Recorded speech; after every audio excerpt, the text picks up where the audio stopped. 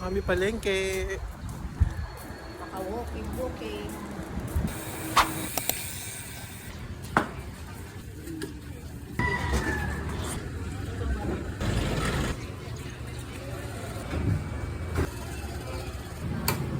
So ayan, tapos na nakapamili na kami. Ito na. Ito, mamaya isahin natin sa bahay pati yung mga presyo. Yan. Saka ito. Yan. Mamaya check natin sa bahay yung presyo. Bye. Yan. So dito na kami sa bahay. Ito isa-isahin na natin itong mga napamili namin.